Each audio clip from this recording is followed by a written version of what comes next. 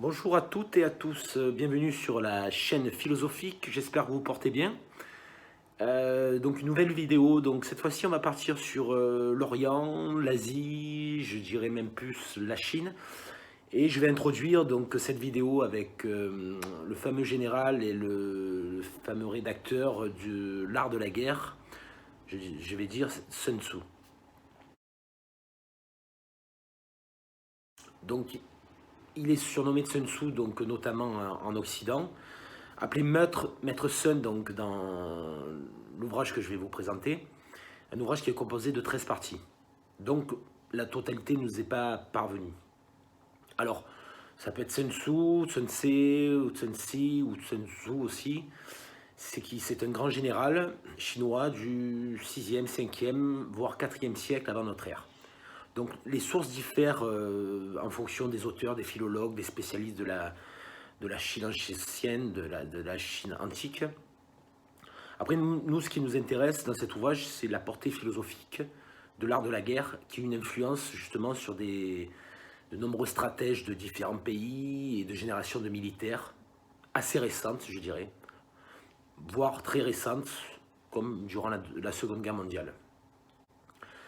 Alors, l'art de la guerre, il reste enseigné dans les écoles militaires occidentales, où il fait le plus souvent objet d'études comparées avec les canons de la pensée stratégique européenne et nord-américaine, et notamment avec le plus influent d'entre eux, de la guerre de Clausewitz.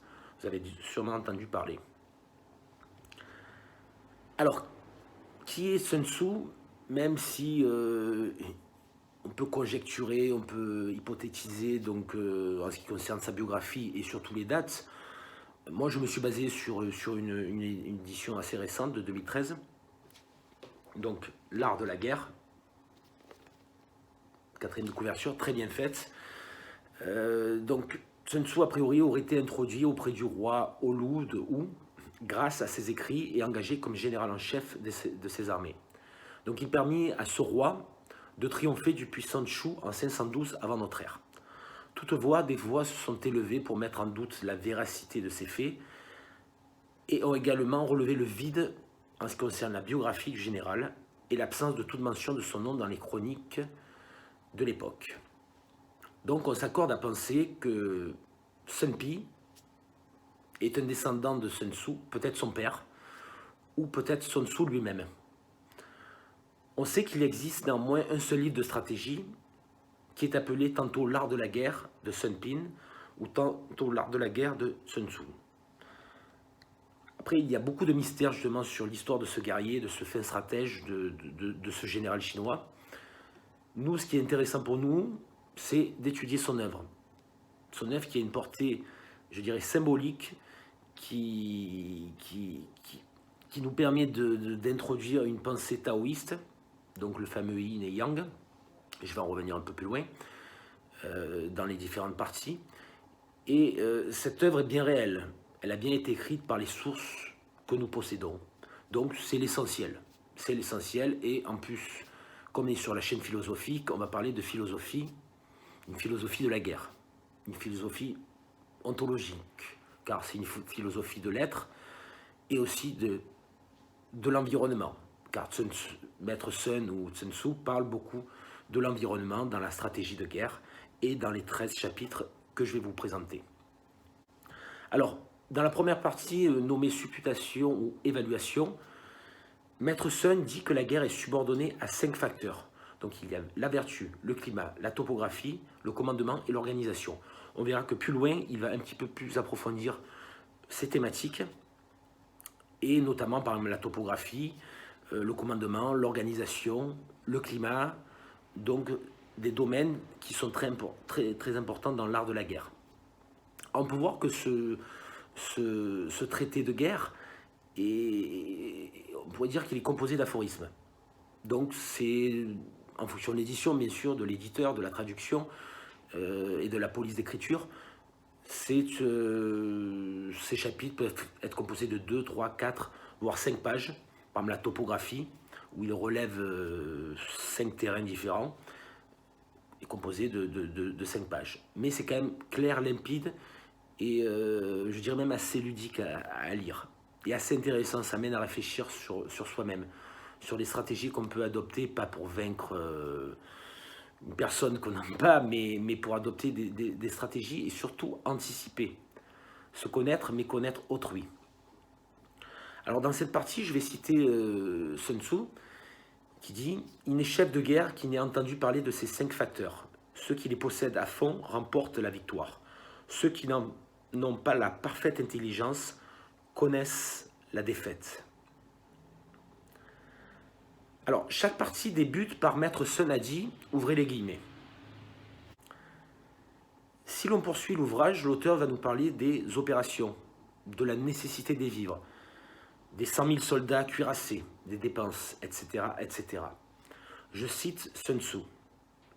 Un général qui a compris l'essence de la guerre est l'arbitre de la destinée de son pays. Il détient entre les mains la stabilité de la nation. Donc il y avait aussi un intérêt pour le peuple, pour la nation, pour la ville, pour un territoire. Donc ce qui est intéressant justement dans cette approche, dans cette philosophie, la guerre, elle n'était pas faite que pour faire des morts, mais aussi pour conserver une civilisation finalement, un peuple, des cultures, des mœurs. En troisième partie, donc intitulée « Combattre l'ennemi dans ses plans », Maître Sun met en exergue qu'être victorieux dans tous les combats n'est pas une fin en soi. Soumettre l'ennemi sans croiser le fer, voilà le fin du fin, à méditer. Puis je cite, « Qui connaît l'autre et se connaît, en 100 combats ne sera point défait. Qui ne connaît l'autre mais se connaît sera vainqueur une fois sur 2. Qui ne connaît pas plus l'autre qu'il ne se connaît sera toujours défait. » S'ensuit donc dans l'ouvrage, si on évolue au fur et à mesure, il va parler des formations militaires. Il dit qu'une armée est victorieuse si elle cherche à vaincre avant de combattre. Elle est vaincue si elle cherche à combattre avant de vaincre. La 5e partie, quant à elle, repose sur la puissance stratégique. Maître Sun termine en disant « Celui qui sait employer ses hommes au combat leur insuffle la puissance des pierres rondes dévalant les pentes abruptes d'une montagne haute de 10 000 pieds.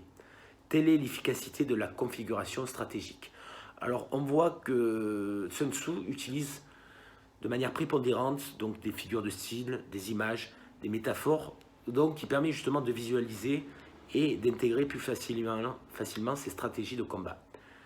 Donc c'est pas que la guerre physique, c'est aussi une guerre intellectuelle, le fait de visualiser et de s'imprégner, d'avoir une approche philosophique. Cela permet déjà de gagner avant de combattre. Dans cet ouvrage, la philosophie taoïste est de mise, comme je l'ai dit. Nous pouvons le voir quand il parle du vide et du plein, donc comme si on opposait le yin et le yang, alors que ces deux concepts sont interdépendants, comme dans la philosophie du Tao et la philosophie de Lao Tzu. On ne retrouve pas vraiment ça dans la philosophie occidentale, Aristote, Platon. C'est une philosophie plus manichéenne, donc il y a le bien, le mal, le blanc, le noir, le petit, le grand. Là, justement, ce qui est yin peut devenir yang, et inversement, où il peut avoir une interdépendance. Nous, nos philosophes, ou les philosophes de la Grèce antique, opposaient souvent le vide au plein. Là, justement, quand il y a un vide déficient, on va se servir du plein pour le rendre plus efficient, et inversement. Alors, il mentionne dans ce chapitre les 5 éléments qui sont en cosmologie chinoise représentés par le bois, le feu, le terre, le métal et l'eau. Donc ces notions apparues sous les royaumes combattants entre le 5e et 3e siècle avant Jésus-Christ. Il va aussi parler de l'alternance des 4 saisons. Donc c'est vraiment une philosophie de l'observation et de l'adaptation. Donc il donne une image symbolique de l'armée, mais remplie de réalité en comparant la forme d'une armée à l'eau. L'eau fuit le haut pour se précipiter vers le bas. Une armée évite les points forts pour attaquer les points faibles. L'eau forme son cours en épousant les accidents du terrain. Une armée construit sa victoire en s'appuyant sur les mouvements de l'adversaire. Et pour finir, il dit qu'une armée n'a pas de dispositif rigide, pas plus que l'eau n'a de forme fixe. D'où on voit cette forme d'adaptabilité cette forme on ne combat pas que l'ennemi, on combat aussi un territoire, une topographie, un climat. Donc il faut s'adapter à tous ces événements, toutes ces circonstances, même s'il stipule dans cet ouvrage qu'on ne peut pas être maître de tout. On n'a pas tous les tenants et les aboutissants. Mais déjà, si on respecte ces règles et ces stratégies, on a beaucoup plus de chances de vaincre.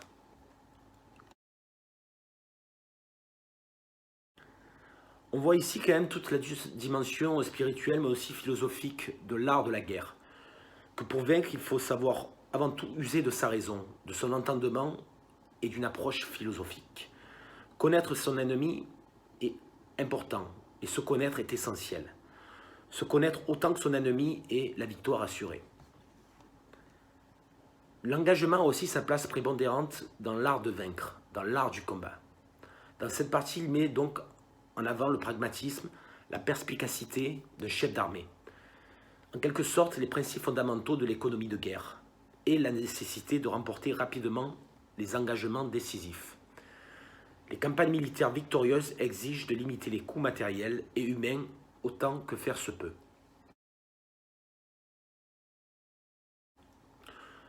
Puis, dans la partie suivante, il va parler des 9 retournements, ou les 9 changements en fonction des traducteurs ou des commentateurs. Alors, les 9 circonstances principales qui doivent engager le chef de guerre à changer la formation ou la disposition de son armée, à changer de situation, à aller ou venir, à attaquer ou défendre, à agir ou se tenir en repos. Puis, il y a 5 dangers qui coexistent contre lesquels se prémunir. Alors, soit une trop grande ardeur à affronter la mort, une trop grande attention à conserver la vie, une colère trop hâtive, trop précipitée, des réactions d'orgueil ou une trop grande complaisance avec ses soldats. Alors dans le chapitre 9, intitulé L'armée en campagne, Maître Sun met l'accent sur les règles simples à observer en prenant position face à l'ennemi.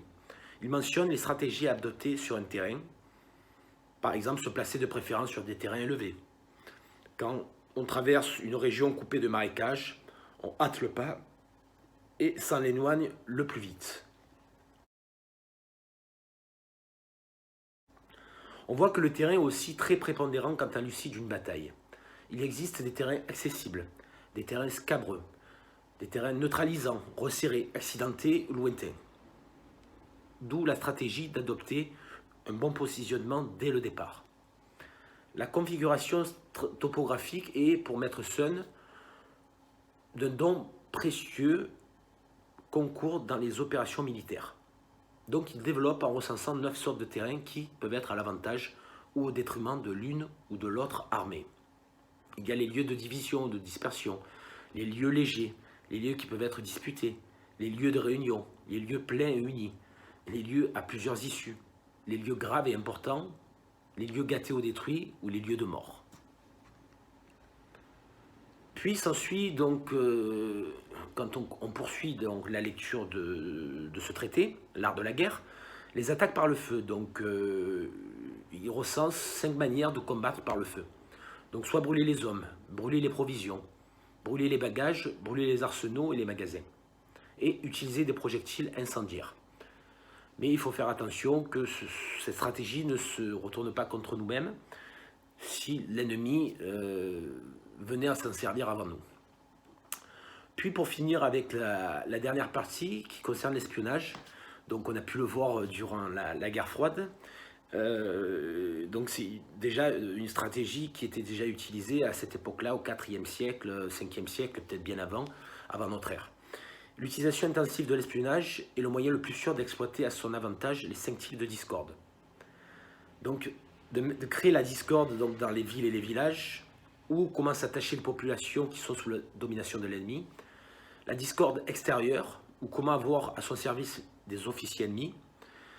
Donc il y a une forme quand même de manipulation aussi, de créer une discorde entre les inférieurs et les supérieurs, de créer une discorde de mort, ou comment faire parvenir à l'ennemi des fausses informations sur l'état de notre armée, et la discorde de vie, ou comment rémunérer les ennemis qui font défection pour se mettre à notre service. Donc à l'époque on achetait déjà, on manipulait un peu comme dans toutes les civilisations et finalement toutes les générations. Voilà, je vais terminer avec ceci, donc en disant que l'art de la guerre, comme je vous l'ai montré, écrit à l'époque des royaumes combattants, donc dans une Chine en pleine effervescence, que ce soit commerciale, culturelle, n'est pas seulement un traité de stratégie. Si nous le lisons bien, et il se lit encore avec fascination, c'est parce qu'il représente une leçon de sagesse, un art de vivre, et constitue un véritable système politique. Voilà, je termine avec ça, et je vous conseille fortement de le lire, c'est très intéressant et assez accessible. Et pour une prochaine vidéo, je vais partir sur un philosophe français donc, du XVIIe siècle, un certain Blaise Pascal, donc qui a créé ses pensées, pas ses pensées pour lui-même, là c'est plutôt une référence, un petit clin d'œil à Marc Aurèle, mais ses pensées et d'autres ouvrages bien sûr. Donc le fameux mathématicien qui a créé la Pascaline, la première calculatrice. Voilà. Donc ça sera dans quelques temps et vous pouvez me suivre en vous abonnant à la chaîne philosophique, en partageant massivement cette vidéo, en mettant des j'aime si vous le souhaitez. Et surtout ce qui est intéressant, c'est de partager, de discourir en mettant des commentaires, car on a différents points de vue différents, justement sur la lecture de livres, sur l'appréhension de certains philosophes. Voilà, je vous souhaite une excellente fin de journée et je vous dis à très bientôt sur la chaîne philosophique. C'était Nicolas. Merci, au revoir.